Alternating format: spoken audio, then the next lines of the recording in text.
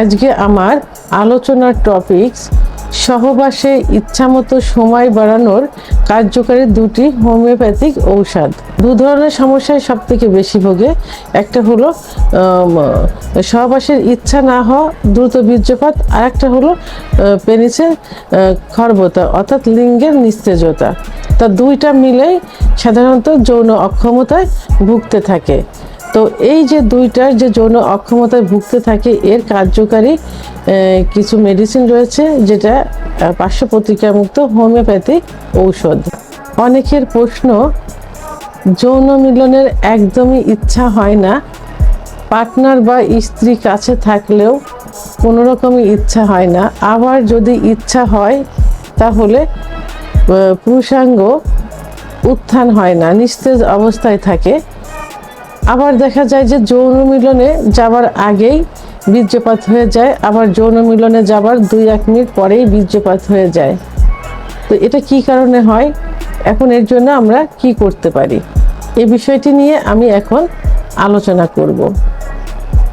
আমাদের পূর্বের যে ভিডিওগুলো আমরা দিয়েছি যৌন অক্ষমতার, সাধারণত যৌন অক্ষমতার বেশিরভাগ ক্ষেত্রে দেখা যায় যে অতিরিক্ত মাস্টারবেশন, অতিরিক্ত স্বপ্নদোষ, অতিরিক্ত যৌন মিলনের কারণে হয়ে থাকে। আর এই যে অতিরিক্ত মাস্টারবেশন, অতিরিক্ত যৌন মিলনের কারণে যে সমস্যাটা সব থেকে বেশি দেখা দেয় সেটা হলো লিঙ্গের খর্বতা অর্থাৎ লিঙ্গের নিস্তেজতা।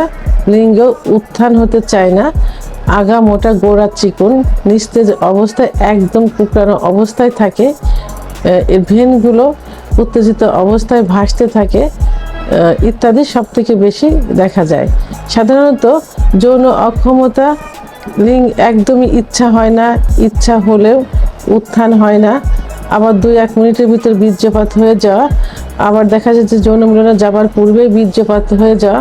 তো দু ধরনের সমস্যায় সব থেকে বেশি ভোগে। একটা হলো সহবাসের ইচ্ছা না হওয়া, দ্রুত বীর্যপাত, আর একটা হলো পেনিসের খর্বতা অর্থাৎ লিঙ্গের নিস্তেজতা। তা দুইটা মিলেই সাধারণত যৌন অক্ষমতায় ভুগতে থাকে। তো এই যে দুইটার যে যৌন অক্ষমতায় ভুগতে থাকে এর কার্যকারী কিছু মেডিসিন রয়েছে, যেটা পার্শ্ব প্রতিক্রিয়ামুক্ত হোমিওপ্যাথিক ঔষধ। তো বন্ধুরা, এই যে পার্শ্ব প্রতিক্রিয়ামুক্ত হোমিওপ্যাথি ঔষধ সেবন করার পূর্বে অবশ্যই আপনাদেরকে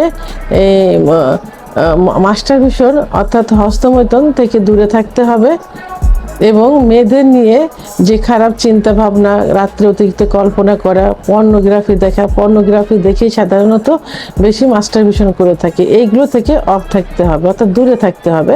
ধূমপান, নেশা থেকে দূরে থাকতে হবে। তো আপনারা যদি এইগুলো বন্ধ না করে যে কোনো ট্রিটমেন্ট নেন তাহলে কিন্তু কোনো রেজাল্টই আসবে না। সেই ক্ষেত্রে একজন হোমিওপ্যাথি রেজিস্টারকৃত হোমিওপ্যাথি ডাক্তারের শরণাপন্ন হতে হবে এবং তার পরামর্শ অনুযায়ী পার্শ্ব প্রতিক্রিয়ামুক্ত হোমিওপ্যাথি ওষুধ সেবন করতে হবে। আজকে আমি কার্যকারী দুটি পার্শ্ব প্রতিক্রিয়ামুক্ত হোমিওপ্যাথি ওষুধ নিয়ে আলোচনা করব।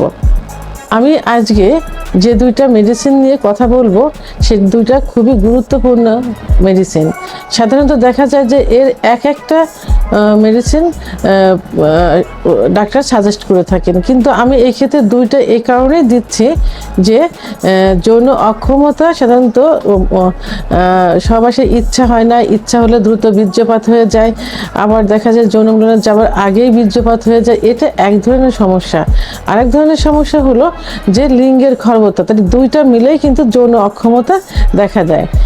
1 নম্বর যে মেডিসিনটার কথা বলবো সেটা হলো হিপোমেনাস। হিপোমেনাস খুবই কার্যকরী একটা যৌন অক্ষমতার ঔষধ। এই ঔষধটি সাধারণত দেখা যায় যে যাদের যৌন অক্ষমতায় ভুগছে অর্থাৎ একেবারেই যৌন ইচ্ছা হয় না, যৌন ইচ্ছা হলে লিঙ্গের উত্থান হয় না, অথবা যৌন মিলনে যাবার পূর্বে বীর্যপাত হয়ে যায়, অথবা যৌন মিলনে যাবার পরে 2-1 মিনিটের মধ্যে বীর্যপাত হয়ে যায়, এই ক্ষেত্রে ওষুধটা খুবই কার্যকারী ভূমিকা পালন করে থাকে। এই ওষুধটা অর্থাৎ হিপোমেনাস 200 শক্তি 2 ফোঁটা জিহ্বার উপর দিয়ে সকালে খালি পেটে একবার এবং দুপুরে খালি পেটে একবার জিহ্বার উপর দিয়ে সেবন করতে হবে। 2 নাম্বার ছাইডোনিয়া ভালগারিস 200।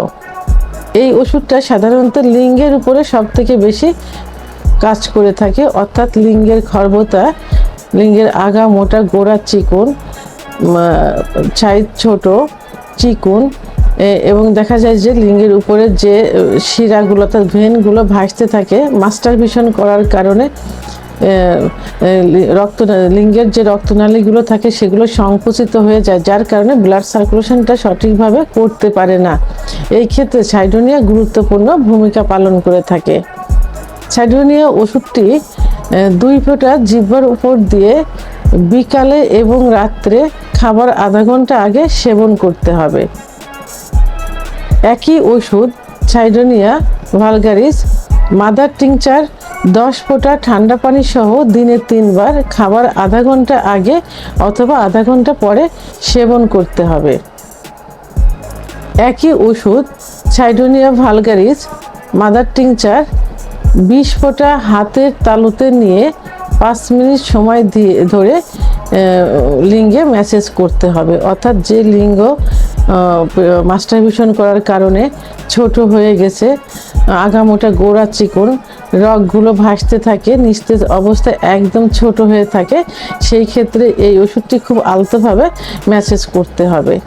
তো বন্ধুরা, এই যে 3টি ওষুধ বললাম, অর্থাৎ 2টি হিপোমেনাস, ছাইডোনিয়া ভালগারিস এবং এর মাদার টিংচার, ওষুধ 2টা 1 থেকে 3 মাস সেবন করতে হবে এবং ভালো রেজাল্ট পাওয়ার জন্য অবশ্যই 1 থেকে 6 মাস পর্যন্ত সেবন করা যেতে পারে।